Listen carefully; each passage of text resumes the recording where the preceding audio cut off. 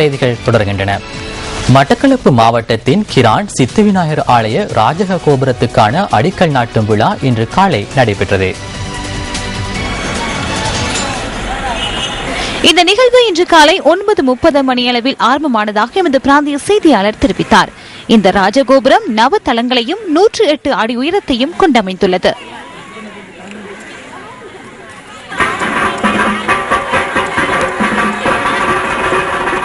இந்த கோபுரமானது இலங்கையில் 3வது நவத்தளங்களை கொண்ட கோபுரமாகவும் காணப்படுவதாக ஆலய நிர்வாகத்தினர் தெரிவிக்கின்றனர்.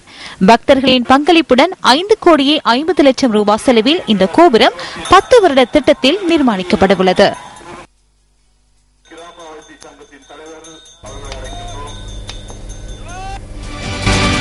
மட்டக்களப்பு சிறைச்சாலையில் உள்ள சில கைதிகளின் பிள்ளைகளுக்கு இன்று புலமை பரிசில் வழங்கப்பட்டது. சிறைச்சாலையில் கைதிகளும் மனிதர்களே எனும் துணைப்பொருளில் நடைபெற்ற ஒன்று கூடலின் போதே இந்த புலமை பரிசில் வழங்கப்பட்டது. இலங்கை சிறை கைதிகள் நலன்புரி சங்கம் மற்றும் சிறைச்சாலைகள் திணைக்களம் ஆகியவற்றின் ஏற்பாட்டில் இந்த நிகழ்வு நடைபெற்றது. இதன்போது 5 கைதிகளின் பாடசாலை செல்லும் பிள்ளைகளுக்கு புலமை பரிசில் வழங்கப்பட்டதாக எமது பிராந்திய செய்தியாளர் கூறினார். மட்டக்களப்பு சிறைச்சாலையின் பிரதம அத்தியட்சகர் தலைமையில் நடைபெற்ற இந்த நிகழ்வில் சிறைச்சாலைகள் மற்றும் புனர்வாழ்வு அமைச்சின் செயலாளர் GS வித்தானகே மற்றும் கைதிகளின் குடும்ப அங்கத்தவர்கள் உள்ளிட்ட பலரும் கலந்து கொண்டிருந்தனர்.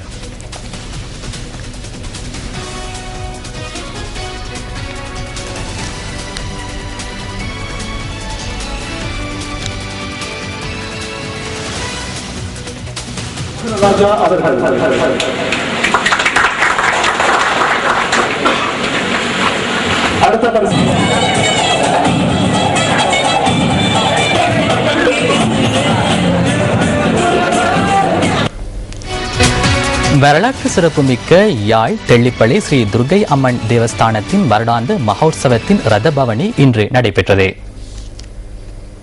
வரலாற்று சிறப்புமிக்க யாழ் தெல்லிப்பள்ளி ஸ்ரீ துர்க்கையம்மன் தேவஸ்தானத்தின் வருடாந்த மகோற்சவத்தில் இன்று ஸ்ரீ துர்காதேவி அம்பாளின் தேர் திருவிழா இடம்பெற்றது.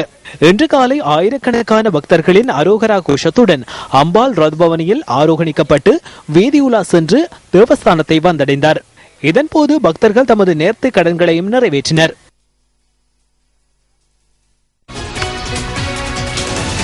உலக சந்தையில் கோதுமை மாவின் விலை குறைவடைந்துள்ளமையினால் உள்நாட்டிலும் கோதுமை மாவின் விலையை குறைக்குமாறு கொழும்பு வர்த்தகர்கள் சங்கம் தெரிவிக்கின்றது. தற்போது 105 ரூபாவாக காணப்படும் 1 கிலோகிராம் கோதுமை மாவை 85 ரூபாவுக்கு நுகர்வோருக்கு வழங்கக்கூடிய சந்தர்ப்பம் காணப்படுவதாக அதன் தலைவர் கே பழனியாண்டி குறிப்பிட்டார்.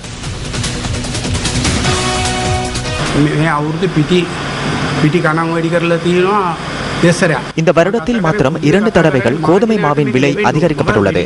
அந்த சந்தர்ப்பத்திலேயே அரசாங்கம் 2 நிறுவனங்களை உள்வாங்கியது. அதில் ஒரு நிறுவனத்தை கையாள முடியாமையினால் அதனை கைவிட்டு மற்ற நிறுவனம் ஒன்றை தெரிவு செய்தனர். ஆனால் இன்று இந்த 2 நிறுவனங்களும் ஒன்றிணைந்துள்ளன. இன்று கோதுமை விதைகளை $3,00,000 $3,50,000 கொள்வனவு செய்ய முடியும். நாம் பொதுவாகவே எனது கருத்தை முன்வைக்கின்றேன். குறிப்பாக பொதுமக்களுக்கு இதன் பயன்களை பெற்றுக் கொடுக்க வேண்டும். அதிகரித்த சந்தர்ப்பத்தில் இருந்து அதிக விலையில் விற்பனை செய்கின்றனர். 1 கிலோ கோதுமை சில்லறை விலையாக 105 ரூபாவிற்கு விற்கப்படுகின்றது. ஆனால் அதனை 85 ரூபாவாக குறைக்க முடியும். எமது நாட்டில் 60 ரூபாய் முதல் 70 ரூபாய் வரையில் அரிசி விற்பனை செய்யப்படுகின்ற நிலையில் ஏன் இந்த அரிசியுடன் தொடர்பு படுத்துகின்றீர்கள்?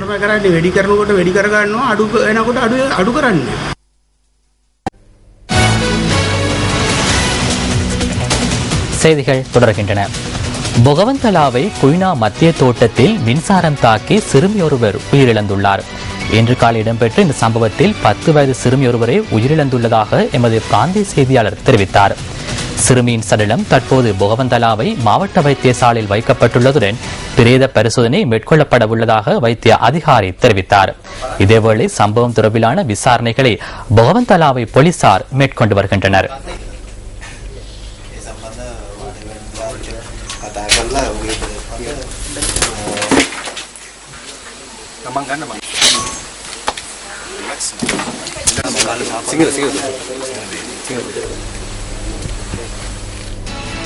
சிந்தனையை தூண்டும் அறிஞர் வாக்கு அடுத்து. தனது முன் சென்ற தலைவர்களை மதிக்காத ஒரு சமூகத்தில் தலைவர்கள் உருவாகுவதில்லை. கலாநிதி AMA அசீஸ். உங்கள் மனம் கவர்ந்த பொன்மொழிகளை நியூஸ் ஃபர்ஸ்ட் சக்தி அறிஞர் வாக்கு பகுதிக்கு அனுப்பி வையுங்கள். மின்னஞ்சல் முகவரி newsfirst@maharaja.lk.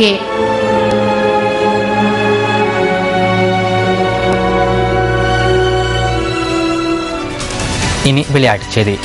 சாம்பியன்ஸ் லீக் 2020 கிரிக்கெட் போட்டியில் பங்கு பெற்றுவதற்காக பாகிஸ்தானின் ஃபைசலாபாத் அணியினர் இந்தியா சென்றுள்ளனர். இந்தியா பாகிஸ்தானுக்கு இடையிலான அரசியல் பிரச்சினைகள் காரணமாக குறித்த அணி இந்த போட்டியில் பங்கு பெற்றுவது சந்தேகத்துக்கிடமாக இருந்தது. பாகிஸ்தான் ஃபைசலாபாத் அணி இந்தியா செல்வதற்கு விசா வழங்கப்படுவதில் காணப்பட்ட தாமதம் காரணமாக சாம்பியன்ஸ் லீக் கிரிக்கெட் போட்டிகளில் ஃபைசலாபாத் அணி பங்கேற்காது என முன்னர் செய்தி வெளியாக இருந்தது. இந்த பிரச்சினைக்கு பேச்சுவார்த்தை மூலம் தீர்வு வழங்கப்பட்டதை தொடர்ந்து அந்த அணிக்கு விசா வழங்கப்பட்டது. ஃபைசலாபாத் அணி புதுடில்லி விமான நிலையத்தை சென்றடைந்த சந்தர்ப்பத்தில் பலத்த பாதுகாப்பு வழங்கப்பட்டதாக இந்திய தகவல்கள் கூறப்படுகின்றன. பாகிஸ்தான் கிரிக்கெட் அணியின் தலைவர் மிஸ்பாவுல் ஹக் ஃபைசலாபாத் அணிக்கு தலைமைத்துவம் வழங்குகின்றார். மொஹாலில் நாளை மறுதினம் ஆரம்பமாக உள்ள முதலாவது போட்டியில் ஃபைசலாபாத் அணியும் ஒடாகாவ் அணியும் மோதுகின்றன. இம்முறை சாம்பியன்ஸ் லீக் 20 கிரிக்கெட் போட்டியில் 12 அணிகள் பங்கேற்கின்றமை குறிப்பிடத்தக்கது. எதிர்வரும் 20ஆம் தேதி மொஹாலியில் நடைபெறவுள்ள 5வது போட்டியில் ஃபைசலாபாத் அணியுடன் கந்துரட்ட மெரூன்ஸ் அணி மோதுகின்றது.